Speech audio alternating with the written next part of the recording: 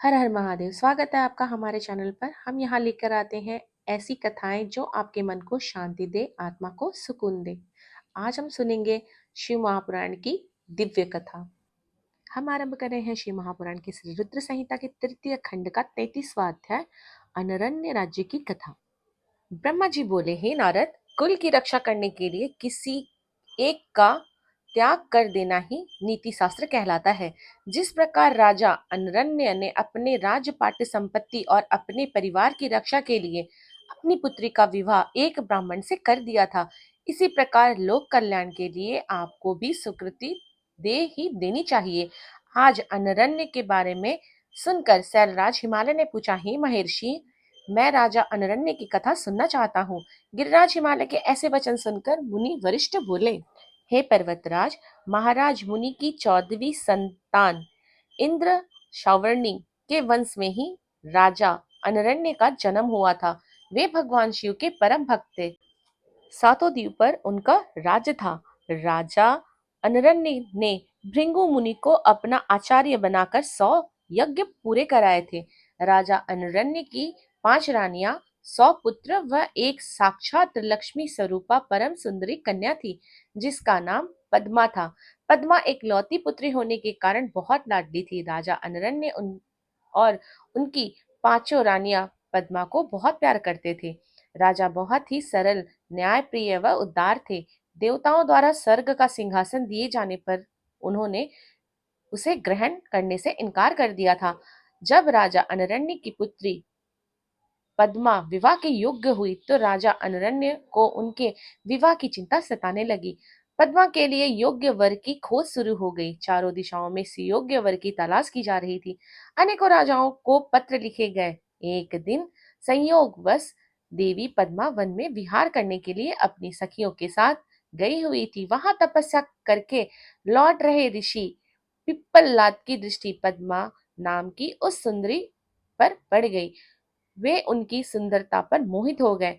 वे उस सुंदरी को मन में बसाए हुए ही अपनी कुटिया पर पहुंच गए।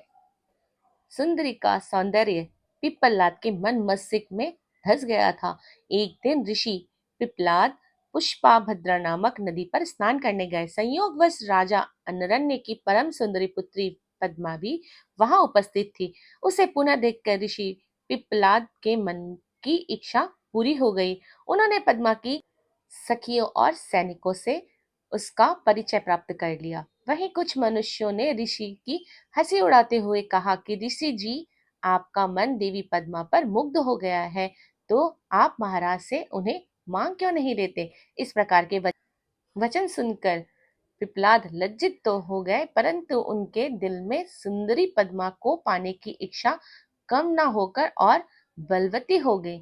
स्नान, नित्य कर्म और शिव पूजा आदि से निवृत्त होकर मुनि पिप्पलाद राजा अरण्य की सभा में चले गए। अपने दरबार में मुनि को पधारा देकर राजा अनरण्य ने चरण छूकर उनका अभिवादन किया तथा विधित पूर्वक पूजा करने के पश्चात उन्हें आसन पर बैठाया तथा पूछा कि मैं आपकी क्या सेवा कर सकता हूँ। इस पर ऋषि पिप्पलाद बोले, राजा, आप अपनी कन्या पद्मा को मुझे सौंप दीजिए। यह सुनकर राजा चुप हो गए। इस पर पिप्पलाद मुनि कहने लगे कि राजा, यदि शीघ्र ही तुमने अपनी कन्या मुझे नहीं दी तो मैं क्षण भर में ही तुम्हें और तुम्हारे कुल को भस्म कर दूंगा। यह बात सुनकर राजा, उनकी रानियां, नौकर चाकर, दासियां सभी रोने लगे। राजा अनरण्य ने यह सोचा, अत्यंत व्याकुल हो उठे कि वह कैसे अपनी फूलों से भी कोमल पुत्री का हाथ एक बूढ़े ऋषि को दे दे। इसी चिंता में डूबे हुए थे कि वे क्या करें। तभी वहां उनके पुरोहित और राजगुरु आ पहुंचे। राजा ने सारा वृतांत उन्हें सुनाया। इस पर राजगुरु बोले, राजन, आपको अपनी कन्या का विवाह किसी से तो करना ही है, तो क्यों ना उनका विवाह ऋषि पिपलाद से कर दिया जाए। इससे आपके कुल की भी रक्षा हो जाएगी। यह ब्राह्मण इस कुल का विनाश कर दे, इससे तो अच्छा है कि आप पद्मा का विवाह इन्हीं से कर दीजिए। इस प्रकार अपने राजपुरोहित और गुरुराज के वचन सुनकर राजा अनरण्य ने अपने कुल की रक्षा करने के लिए अपनी कन्या को वस्त्र आभूषणों से अलंकित करा उसे ऋषि पिपलाद को अर्पित कर दिया। तत्पश्चात देवी पद्मा और ऋषि पिपलाद का वैदिक रीति से नोत्सव संपन्न हुआ तथा राजा ने प्रसन्नतापूर्वक अपनी पुत्री को विदा किया। राजा अनरण्य से विदा लेकर ऋषि पिपलाद अपनी पत्नी पद्मा को साथ लेकर अपने आश्रम पर पहुंचे, इस शोक में कि हमने अपनी पुत्री को एक वनवासी बूढ़े को सौंप दिया है। राजा अनरण्य राजपाट छोड़कर वन में चले गए। अपने पति और पुत्री की याद में रो रो कर रानी ने अपने प्राण त्याग दिए। उनके घर परिवार में चारों ओर दुख ही दुख था। राजा अनरण्य ने शिव कृपा से शिवलोक को प्राप्त कर लिया। तत्पश्चात उनके पुत्र कृतिमान ने राज्य किया और उनके कुल का नाम चारों ओर फैल गया।